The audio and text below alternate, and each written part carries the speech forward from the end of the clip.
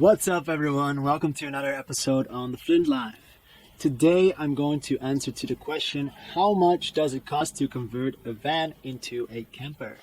The first thing that you will look into when you're going to convert a van into a camper is the type of car, of course. What type of van do you have, or what kind of van do you need in order to live the kind of lifestyle that you have or that you want to live? So the bigger the van, the bigger the cost of the conversion, of course. So when we look at my van is like a bigger van than the usual vans, but it's not the biggest van. Anyway, so this is the very first thing you're going to look at. All right. So the second thing that you're going to look at is, what are you going to use it for? What do I need in my van to live the way I want to live? All right. Super easy. So the first thing I suggest for you to do is to grab a pen, grab a paper, and write down the things that you want to do with your van and the things that you need in your van to comfort that kind of lifestyle. So for example, if we look at my van, I surf, so I need to have space for my surfboards. I sleep, so I need a bed to stay in. What else? So I have a camera, I have a mobile phone, I have a laptop, and I work online. So I need to have some form of electricity to be able to charge these things. Okay? If I don't have these things, that's fine, but then I have to make the decision like, hey, I'm gonna spend a lot of money on coffees in internet cafes or cafes to charge my phone all the time, and it's not gonna be very comfortable. So if you're gonna make that decision, well, it's gonna give you, in the beginning, it's gonna give you less cost, but in the long run, you will have more expenses. So therefore I decided to have electricity. So what's another thing? When I started, I didn't have a longboard, but I wanted to buy one. So a longboard is long, so you need a long car. And you don't want to sleep with your longboard because that's gonna be very cozy in this very small space. So I decided to look for a van with a roof rack. But let's say you find the perfect dream van and you're like, oh my god, this is the one, good price, I think it's in a very good condition, you got all the check boxes ticked, then you can also look for a roof rack beforehand. Of course you don't want to have a new one, of course you can't have a new one if you have the money, but if you want to be cost effective with your whole pricing, then definitely look for a second-hand big roof rack that fits on your car. And I don't know, but in the Netherlands that is something around 300 euros. You can have a roof rack. If you're very, very lucky, it can be for less. So that's also something you put in the prices. So another thing you want to think of is, how much time are you going to spend inside the van? Are you going to be in there for just 3 months during summer, or are you going to spend the whole winter in your van, or are you going to be the whole year in the van? And therefore you have to think of certain things that will support that, of course, that choice. So for example, me, I spent the time in the van, but I'm staying in a campsite. So I'll be able to do more stuff outside of the van. But in the winter, that's when I'm more inside the van. That's when I'm traveling around Portugal. That's when I need to have certain things to support my kind of lifestyle. So these are things as well that you want to think of before you're gonna get into van life. If it's only gonna be 3 months, maybe you don't need electricity. Or if you don't work, maybe you don't need electricity. Or maybe you do need electricity, but maybe it's just for your phone, and maybe you can just charge it from the plug that you use for your cigarette, like the cigarette thing. Or you can just buy a power bank. So these are really things that you want to consider, because for example, if you're going to be in the van for the whole year, and you need a lot of electricity, maybe you want to consider to get solar panels, because then you can charge your van all the time with an extra battery. Another important thing is water. Of course, it's the most important thing. So when you're going to be in the van, you want to have good water supply for yourself. So how much time are you going to spend in the van? Are you going to spend a long time in the van? Then maybe you want to consider a way of having water. So in my opinion, if you're gonna have electricity, then you definitely also want to have a sink that is run on electricity and two containers, so you can actually store your water and you can use the water whenever you want. And then every time when you run out, then you fill it up with new water instead of using a lot of plastic bottles. And yeah, I'm not a big fan of plastic bottles. So here in Europe, you can fill with water at like many different places for free, and it's pretty good water, which is way better than plastic bottled water, which is also way better for the environment. So definitely consider that if you are going for electricity. So here you find the sink, and underneath the sink you find two different containers.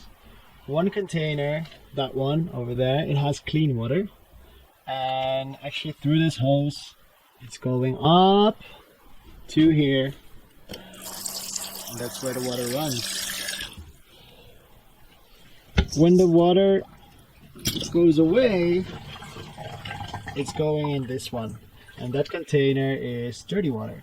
So every now and then you empty that one, and so the electricity, you have like these cables around there, they go all the way through here.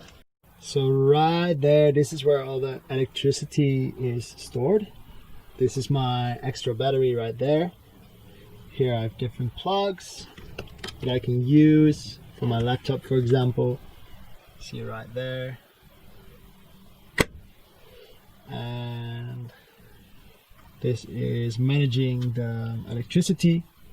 Alright, so over here you find the electricity point. Right behind there you can find the second battery that I just showed you. Yeah, right here I can just plug in some plug and then I hook it up to an electricity point, and the van is getting some new juice. I do this around once or twice a week. Also, the battery is charging itself while it's driving, so that also helps, which is pretty cool. And of course, I need to eat, so I have a kitchen.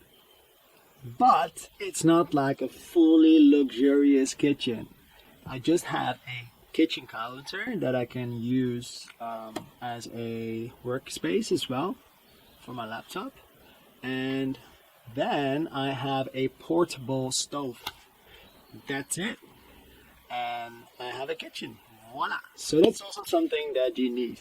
But for a whole kitchen, you don't need that much. You just need to have space, maybe a cutting board, and some space where you can actually leave all your veggies and your foods and everything. So maybe a bit of space to store that, and maybe you want to use a box, for example. Okay, so another thing that you might want to consider is, do you already have tools? Do you have, I don't know what it's called, but a screwdriver. Exactly, a screwdriver. So do you have a screwdriver? Do you have a hammer? Do you have painting brushes? Yeah, because these are the things you might need in order to do the construction work on the conversion on your van. Alright, so if you don't have them, that may be additional cost, but of course it's an investment. You might use them later as well, so you want to add them up to your pricing and your estimation of your cost as well. So let's talk a bit about my van conversion, because what I can give you is not the exact price, but I can give you what I paid for my conversion, and maybe it helps you with your conversion. So let me get the list. Alright guys, this is my list with my expenses. So the first thing we want to start with, it's the wood. Alright, so everything you see around here, the walls, the ceiling, the bed, the kitchen counter that I just showed you, everything together was around 300 euros. Okay, I did not use the most expensive wood. I probably used the cheapest wood, but that was of a certain quality that was enough. Okay, so really look into the type of wood you're gonna use. Don't just use any wood, because some are not so durable, and maybe you're gonna start working on your van and maybe it falls apart after a month if you use wood that's too cheap. So don't do that. So 300 euros. Then the insulation. So you may not see it, but behind the walls I insulated the van, and that's for the purpose of having a warm place and make sure that the air is circulating. That was around 100 euros. I used the wool, all right, the wool and the reflective stuff. Okay, so that was 100 euros. Then for my electricity, everything that I showed you, the extra battery, the converter and all these things, altogether I bought them new and they were around 700 euros. Okay, I did not have any experience with all of this, so I had a friend who helped me with this and I paid him to do this. He created a list of the things that I needed to buy, and then I did it because I have no knowledge about this, so then it's better just pay somebody else. If you're not very secure or, you know, keen on doing the electricity part and you don't want to mess it up, of course, because if you get a new battery and you suddenly mess it up, you can mess up the battery and then you might need a new one, and that's gonna cost you a lot of money as well. So you want to make sure that you do this very well and that you find somebody who can do this, who's maybe professional or maybe done it before and is very, very sure that he's doing a good job. Okay, so that is the first 700 euros for the electricity material plus an additional 100 euros for the work of David. So that's 800 euros for the electricity in total. I'm super happy with it. All right, cool.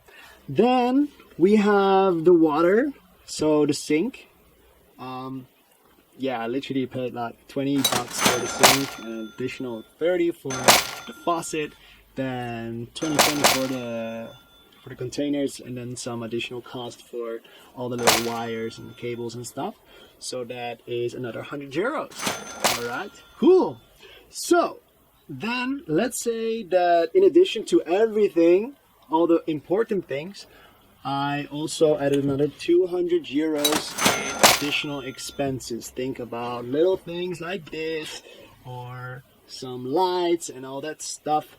200 euros in addition, and also the things that I maybe had to buy twice. So, conclusion of everything. Are you ready? Alright guys, so the conclusion is 1,500 euros for the entire conversion of my van. I think it is a really, really good price, because 1,500 euros for a van that you spend the entire year in or 2 years in, it's amazing, because you don't pay for rent, so it's a really good price overall for that, and you can spend a lot of time in there. You save a lot of cost as well by living in a van, so I think it is a really, really good price. I was very happy with the conversion, but I have to say, my conversion is a very simplistic one. Probably if you see a more extended conversion with bigger campers, with a shower and with a solar panel and with floor heating and all these things, you probably spend a lot more. But my van is a very easy one, so that's a good price, 1,500 euros. And I was very happy with the time spending in the van. So definitely worth it. Alright, I really hope that this information helps you in moving forward to converting your van into a camper. If you have any questions, feel free to ask them below in the comments, and I'll do my very best to answer them. If you like this episode, chuck a like, subscribe, and I'll catch you on the next episode of Flint Live. See you later, guys.